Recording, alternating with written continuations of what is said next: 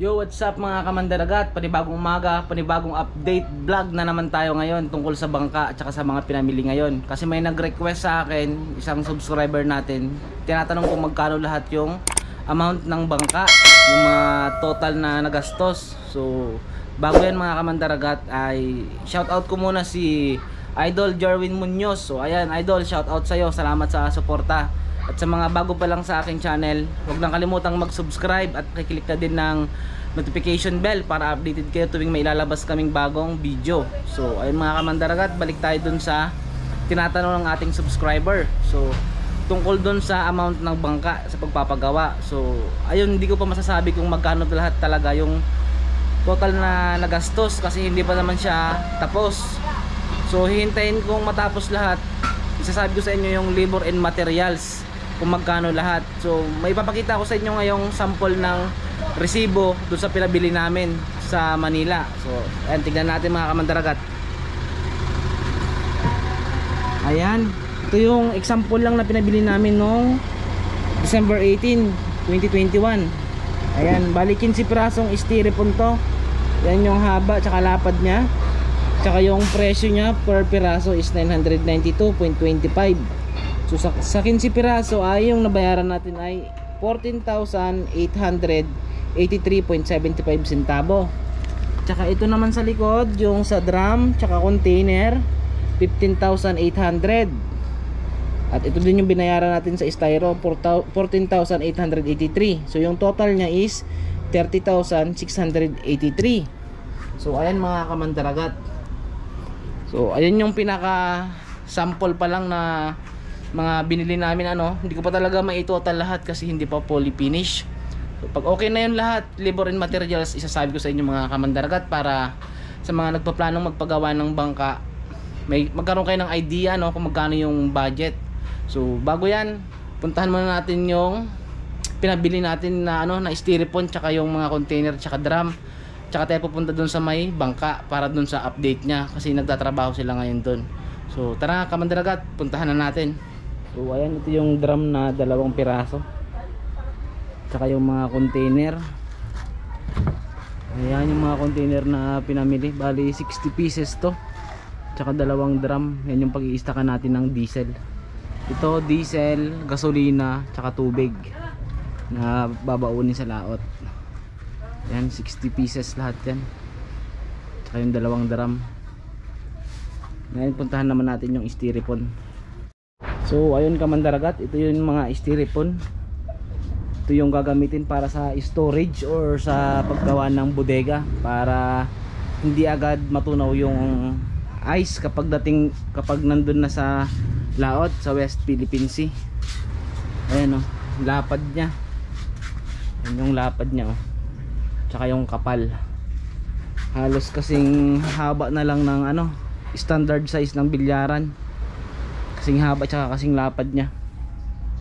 Ayan, ito yung mga dumating nung nakaraan. Yung pinabili natin sa kila Boss Gary Mitran. So ayun, shoutout sa'yo boss, salamat sa pagbili. Okay, tapos punta na tayo dun sa bangka para sa update. So ayun kamandaragat, update na naman tayo sa bangka. Ayan, panibagong update na. So dun yun sa pilot house nya. Ayan, nailagay na rin yung sa side nya. Ayan, may design na din. Tsaka yung sa nipa dito, dapat 12 lang to eh. Nag-request si Papa na gawing 20 para mas mataas siya. Ayan bali pinatungan nila ng isang ganito. Pero dapat hanggang dito lang yan. So nag-request si Papa na patungan pa ng isa para tumaas yung 20 yung niya sa nipa. Ayan. Kung dito sa taas tapos nang namasilyahan to, pipinturahan na lang to. So hintayin natin na maglagay ng parka para sabay-sabay na pintura. Ayan, kaya tayo sa taas. Oh ayan, dito tayo sa taas kamandaragat. So ayan, tingnan natin yung design niya sa gilid. Ayan yung nakagilid niya para kapag may umiga dyan hindi siya mahuhulog kasi may harang dito. So lalagyan pa dito ng kahoy yan sa ibabaw para matibay. Okay. kabila ganun din. Okay na din yung design nya. Itong upuan natin okay na din. Bali ito puputulin dito para kapag akyat dito sa may hagdanan hindi ka na tatama dito, kaya puputulin to. Ayan yung pinakagilid nya, oh. Ayan, maluwag, pwedeng matulog. Yan, pwedeng pagpwestuhan pa yan kapag nasa lawat na. Ano, ganda ng design nya. Yan, so ayan, kamandaran, ilalagay na yung kahoy dito sa gilid ng kamarote. So may plywood nya. Yan.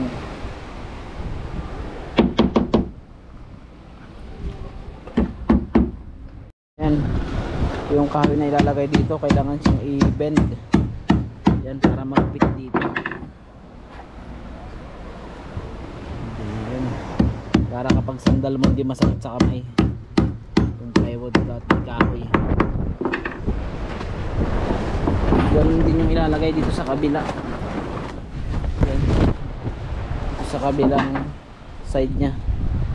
Ganun din kahoy yung ilalagay dyan.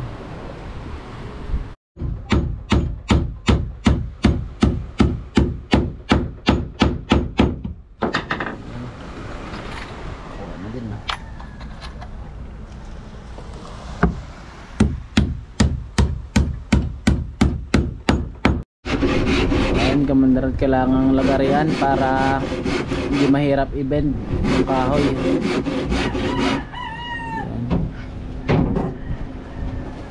Yan, para mabilis siyang i-bend para tumikit dun sa plywood.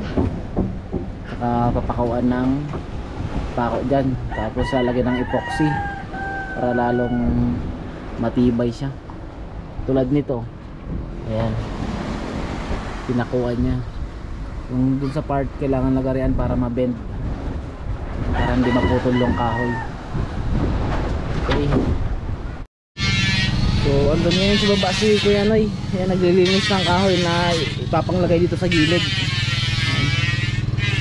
Papa nagpipintura ng sagwan. Nawala kasi yung sagwan niya sa bangka. Nagpagawa ng bago. Kaya tayo dito sa harapan. Ang taas. Okay. Ayan.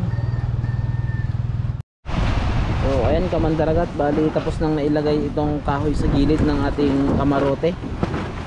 Ayan, para pang safety, para kapag nasa laot, kapag humiga dito sa part na to, meron siyang sasandalan dito, hindi siya mahuhulog. Ayan, ganoon din yung sa kabila kamandaragat. Ayan, magkabilaan na ilagay na rin doon, tapos na din. Lakas lang hangin ngayon.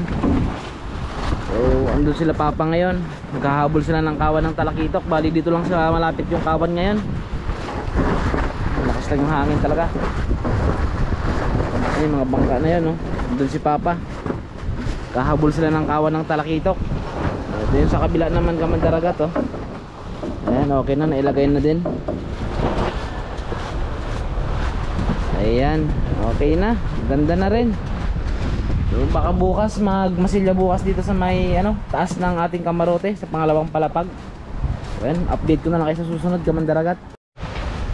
So ayun mga kamandaragat, hanggang dito na lang muna yung update tungkol sa bangkang pinapagawa. Dahil 4 na araw na lang Christmas na mga kamandaragat, tayo ngayon ay mamimigay ng Christmas ham. Bali 120 piraso yun mga kamandaragat. So abangan nyo yung vlog na yun. So gusto ko lang magpasalamat bago matapos ang vlog na ito mga kamandaragat sa mga solid supporters natin dyan, sa mga walang sawang sumusuporta at nanonood ng ating mga video. So ayun mga kamandaragat, maraming salamat. At sa mga bago pa lang sa aking YouTube channel ay huwag nang kalimutang mag-subscribe at pakiclick na din ng notification bell para updated kayo sa mga video ng ating ilalabas. So ayun mga kamandaragat, advance Merry Christmas at ingat kayo palagi. God bless. Bye bye. See you on my next vlog.